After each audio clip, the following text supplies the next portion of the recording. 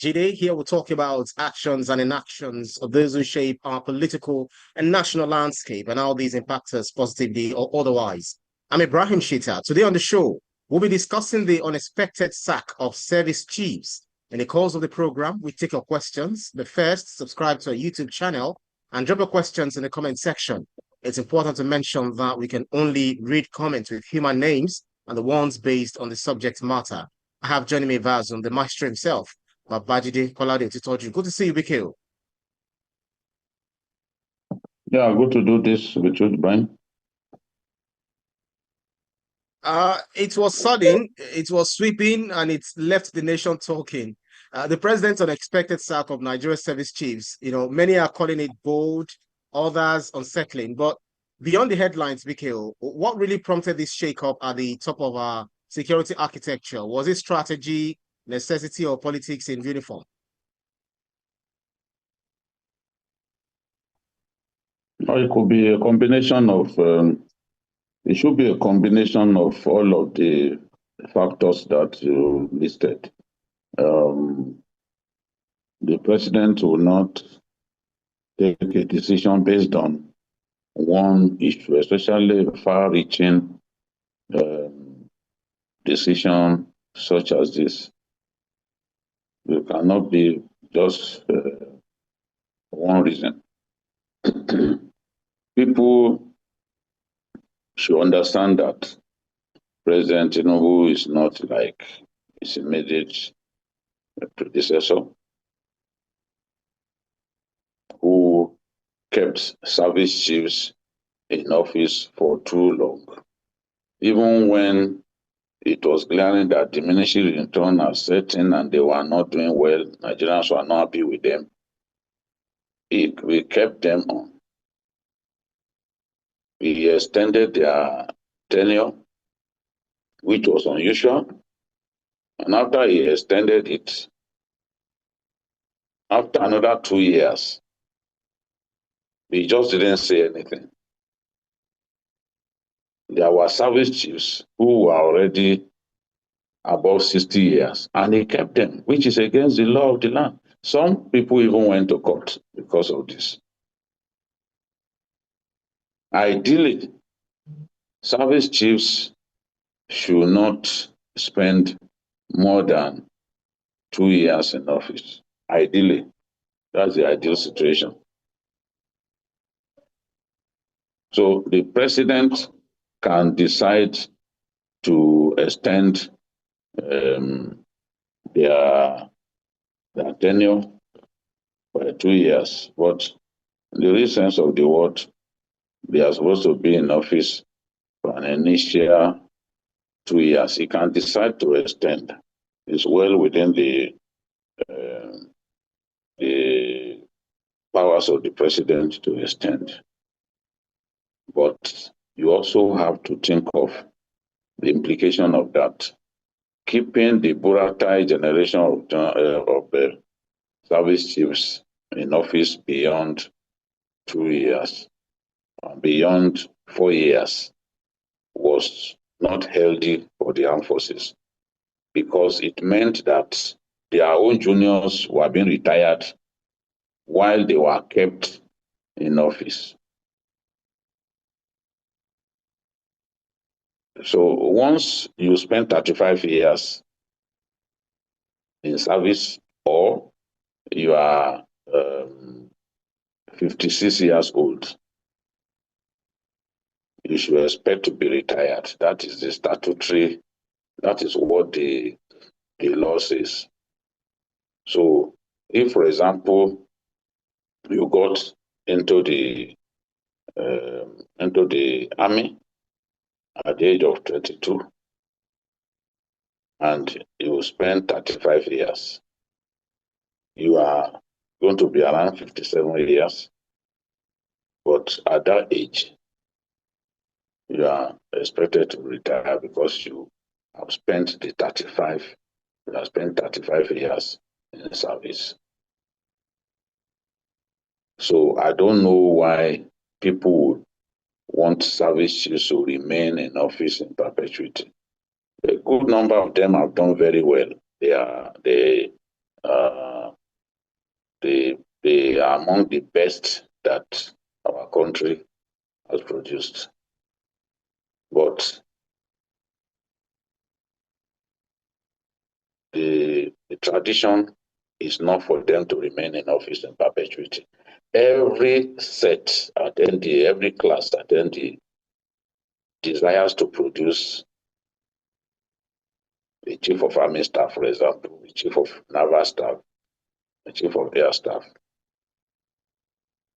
But what we had under Buhari was a situation in which service chiefs presided over no less than 4 promotional examinations.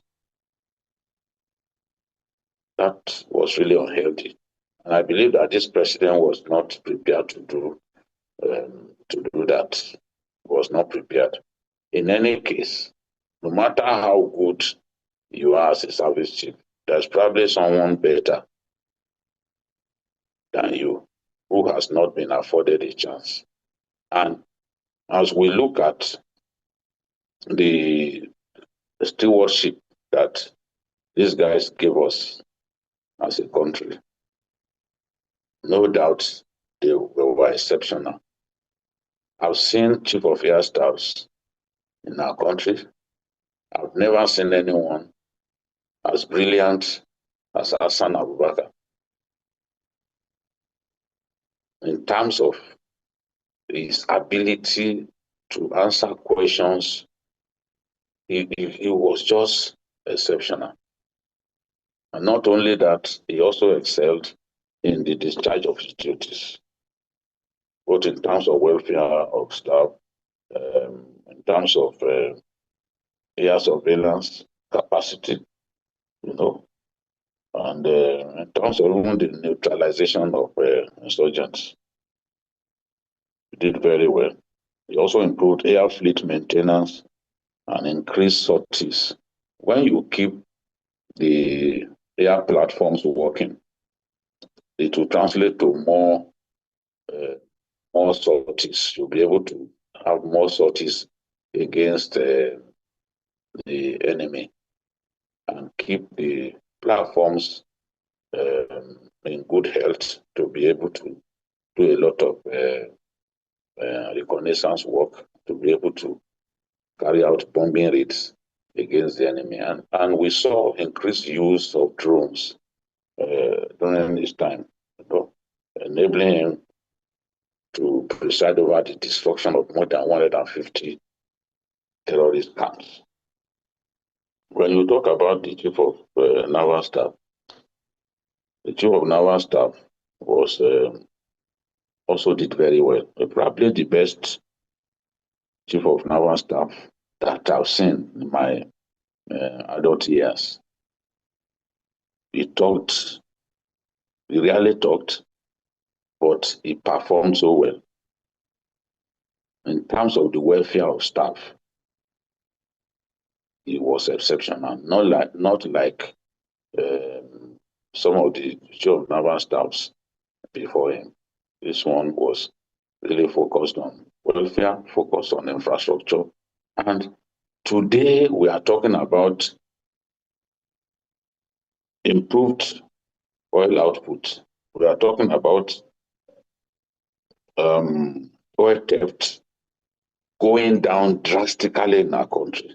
You got to give Tantita, headed by Tompolo, and the chief of naval staff at the time, credit, because they did so much work. So if you check the statistics, the rate of oil theft has gone down drastically, enabling us to improve output and earn more money, which has also helped us to shore up our foreign reserves. So these service chiefs are done very well. The CDS, for example, the very, very brilliant officer, very professional. That was talking about Christopher Musa. Come, give me the cable. Christopher Musa, as CDS, did very well. in terms of coordinating the troops.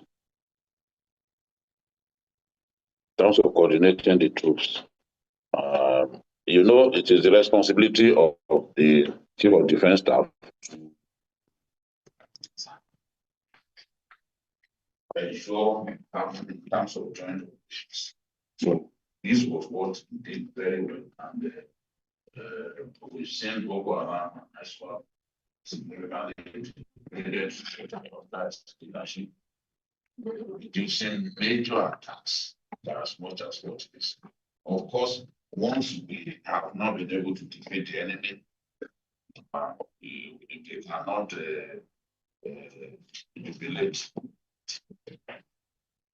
We cannot jubilate since we have not defeated the enemy. The enemy remains dangerous. The enemy remains a big threat to us as a people. I was talking about it always. But I think that the service chiefs generally give it.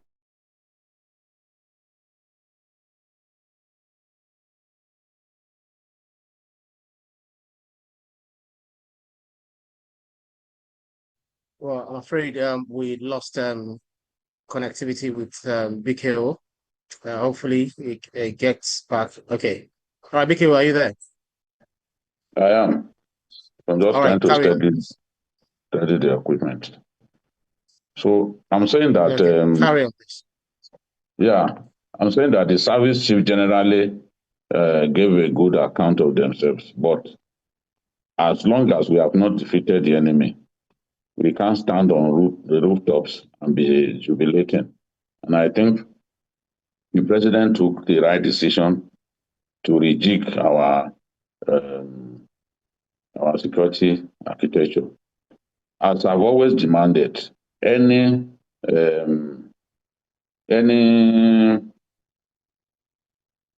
DPO or any service chief who is not seen to be doing well has to be shown the door. It's not a permanent position for anyone to occupy. You must be challenged at all times. And if they know that they will only be kept on their jobs based on their performance, I am sure that they will take their jobs seriously. So we can't have a situation in which service chiefs remain in office for up to 4 years or 5 years. No, it's not healthy. It's not healthy at all, and it damages morale because it ensures that others are stunted and are unable to make progress. This happened under President Muhammadu Buhari, and I'm happy that this president has not allowed that to happen under his watch.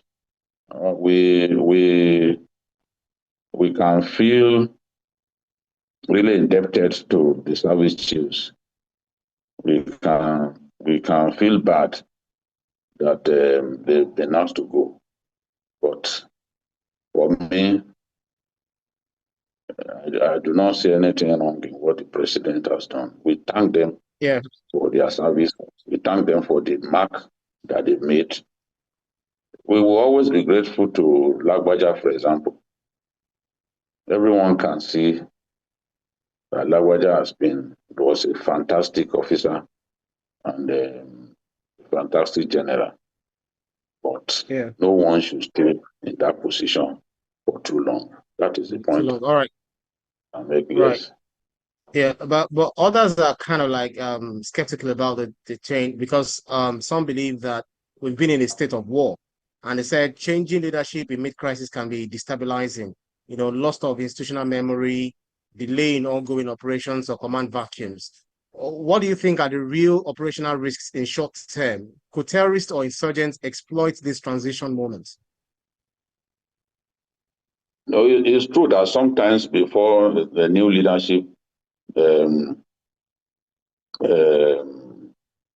down, yes, the terrorists, the enemy, can exploit that opportunity.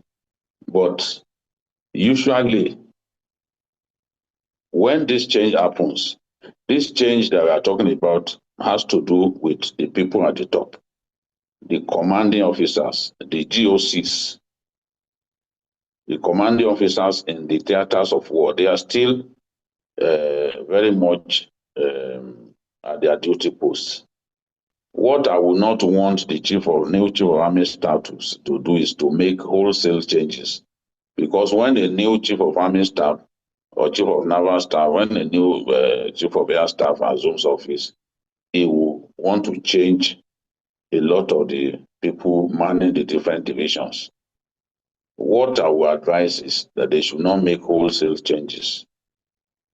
They should just make minimal changes, because when you make wholesale changes, before the new occupants of those command positions settle down, the enemy will inflict serious damage. We saw it even this last time when the new chief of army staff took office. He didn't make changes immediately. It took some time. But at the time when he was going to make those changes were far too far-reaching. I had never seen that level of change in command structures and all that.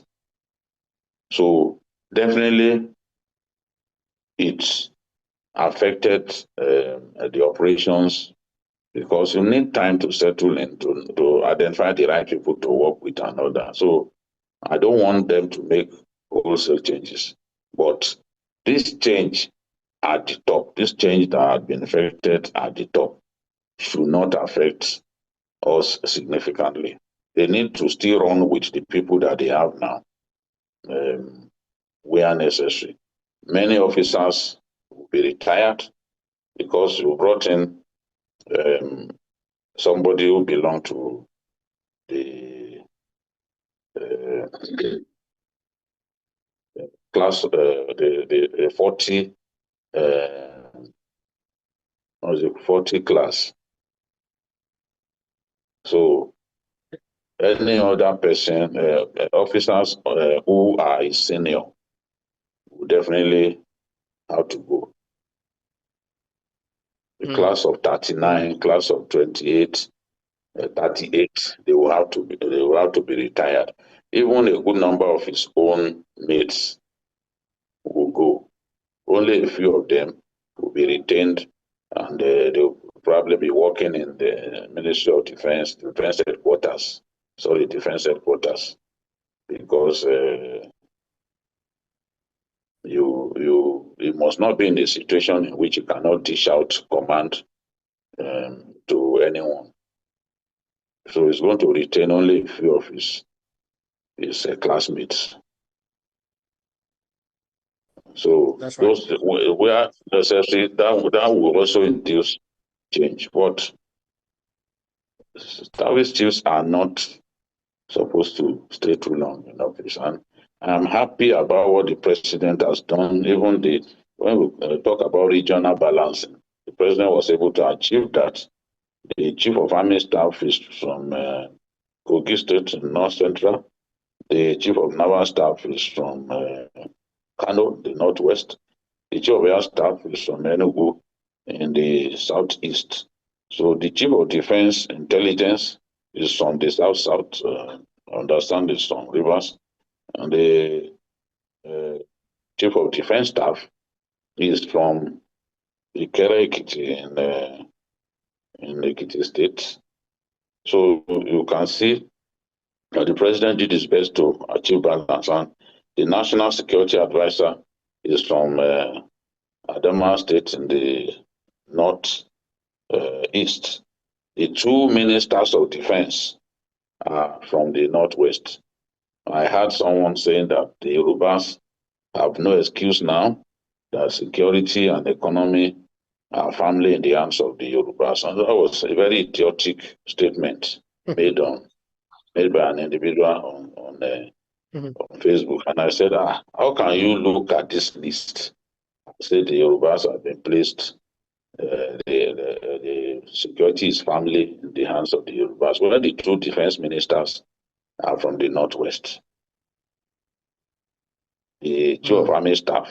He's an Igala man from Kogi State. So out of this set of service chiefs, even when you add the national security advisor to them, you add the ministers of defense, there's only one Yoruba man that you can see. That's right. There's only one Yoruba man that you can see out of about 8 persons or so. So how does this put the security of our country in the hands of the Yorubas? So many shitty comments that we see on social media. But that's the thing. Right.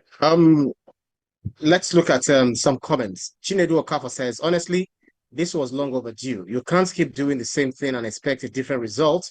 The president just pressed the reset button, and I hope these new service chiefs deliver. Ngozi Nwosu says, abrupt sackings rarely fix structural problems until corruption and poor intelligence coordination are addressed. This is just changing uniforms, not outcomes. Ibrahim Abdullahi says, we've seen this movie before. Every government promises fresh ideas in the military, but the script never changes. The real issue is political will and accuracy. Fatima Danjuma says, let's not pretend. This shakeup may be less about strategy and more about consolidating power. Nigerians deserve full transparency. Kemi Odua says, I'll call this a necessary gamble. Sometimes you need to disrupt the system to rebuild it. Let's just pray it doesn't backfire. Usman Bello says, I think both sides are right in a way. Change was necessary, but the process should have been more transparent. The military thrives on stability, not surprises. Tunde Balogun says, I agree with BKO. It's not about politics, it's about performance. The president acted within its powers. If you are not delivering, you step aside. Simple as that. Right. So more other comments. Kola De Fash says, it's clear signal that coup rumor is real. Changing the service chiefs is the best smart move by Shiwaju. Nelson Adefe says, BKO, please shed light on if the rumor of attempted coup was real and if linked to the sacking of the service chief was true. As for me, I believe President was acting strategically to better our nation. Abu Maimuna says, we cannot afford a coup in Nigeria. It would set us back 3 decades. Evangelist Julius Omorugbe says, Mr. President did the right thing. Knowing that you can get sacked when you are not doing well sends a powerful message to every employee. Dale, BK will miss you on Journalist Hangouts. Okay, he will soon be back. Mohammed Senusi says, Mr. Babajide, please, was it true there was a coup in Nigeria? Okay, let me base my next question on some of the fears or worries about coup. And now, if you look at the timing, right after reports of an alleged coup plot involving 6 officers and the cancellation of the Independence Day parade, has fueled speculation that this is a preemptive move. If it is indeed partly about internal loyalty and command cohesion, is that a legitimate security concern or a slippery slope toward militarizing police control? If I must confess that I also heard about stories of a coup and all that, even before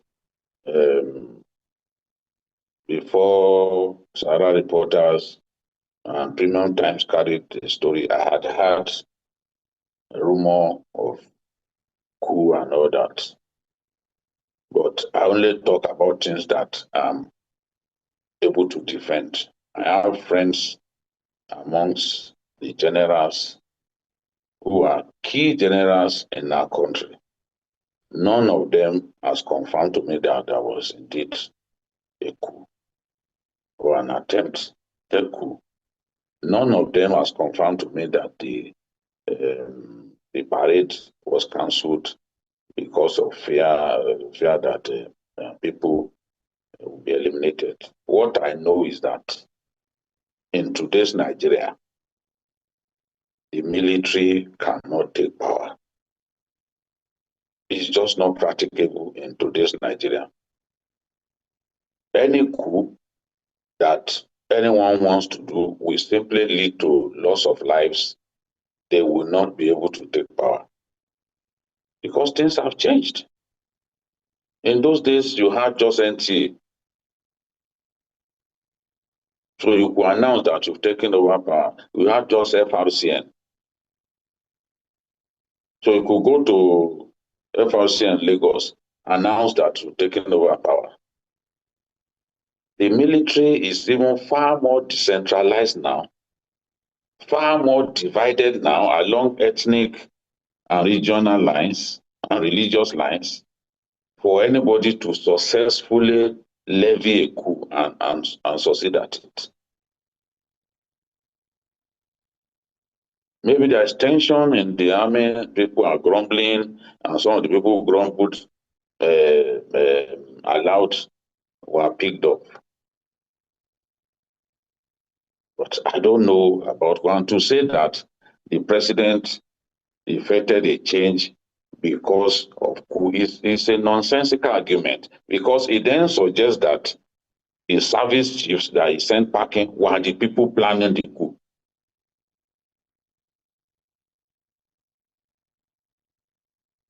Many people do not know anything about how coups are organized in our country. They've not read the history of coups in Nigeria. If there's discontent in the barracks, that does not necessitate the removal of service chiefs. Except you have seen evidence that these service chiefs were disloyal to the president who appointed them. And I know that that is not the case. That is not the case. You cannot accuse them of disloyalty. My feeling is that this president just felt, look, these people should not stay for too long. And my feeling is that when they stay for too long, they don't feel challenged anymore. Invariably, they even become like politicians. Just the same way that Burata and others became more like politicians. One of them even decided to contest election immediately he left office. So staying for too long in our service chiefs is damaging even to their own integrity and damaging to morale in the army, because every year their juniors will be weeded out of the armed forces, and they will not allow others to progress. They won't allow, you can imagine about 5 sets of cadets attending, about 5 sets could not produce the chief of army staff because they left those the service chiefs, they left the MDF for too long for no reason. After the first 2 years, they should have been removed. By the third year, it was obvious that progress was not being made. People were complaining. Even these ones, the Northern Elders Forum had demanded that these service chiefs should be removed. Many Nigerians had demanded before this president took this decision. Now he's taking the decision which in his view will galvanize the war against terror, war against banditry.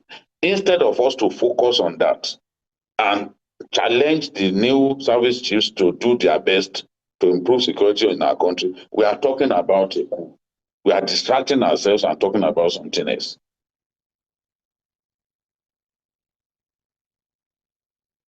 So when did removing service chiefs have anything to do with plan for a coup? Obasanjo removed service chiefs a number of times. Was there any record that some people planned a coup against him? Even Buhari eventually removed service chiefs. So removal of service chiefs should not have anything to do with attempted coup. Especially if it's during their set that they even discovered that something was being planned. So they should actually be rewarded for discovering that some people are planning and for going after those who are planning, rounding them up and all that. So it should actually be they should actually be rewarded if that was the case. So I do not buy the argument, and military matters are not matters that we should delve into that much if we don't have evidence. We don't have evidence. Right. The defense Right. headquarters has described the coup story as pure nonsense. Mm-hmm. I don't have evidence. I've spoken to a lot of generals. And not one of them has confirmed to me that indeed there was a coup. So what do? I can't now on my own start shouting that there was a coup. I want to trust those people because over the years I've trusted them and they've never let me down. So if they told me that there's no coup, I will run with that until Absolutely. the evidence becomes Manifest. too obvious. You get the point that I'm making? That's right. That's right. That's right. Yeah. So Aisha Lawal says, I see this as a courageous move. Our security situation was becoming embarrassing. Let's give the new team time before we start judging. Rita Ekanem says, I worry about morale within the ranks. Sudden dismissals without public explanation can breed fear instead of discipline. Moses Akintola, replacing chiefs is fine, but where is the plan? If we don't see a shift in policy, training, and welfare, then it's all noise for the news cycle. Grace Mwere says, every reform begins with discomfort. If this shakeup forces the armed forces to reevaluate how they work, then maybe it's a blessing in disguise. Mohammed Sanusi, okay, no, I've read that before. Ruben Langomta. Mr. President did the right thing, but it will really be good if the president can look at the ministers who are not performing. Musa Abdurrahman, please, Babajide, we are missing you on Journalist Hangout. Don't worry, it will soon be back. And let me take this comment. I think this person has a question. I'll be there tomorrow. Okay, certainly. So you heard that yourself. Osman Bello says, if the root problem, he said, BKO, I have this question for you. If the root problems are funding deficits, poor logistics, corruption, weak intelligence, or local governance breakdowns, does changing the chiefs meaningfully shift outcomes? In past Nigerian military overhauls, have personnel changes delivered real impact or merely symbolic change? Very quickly. We have just about 2 minutes. No. You see, it depends on who you bring.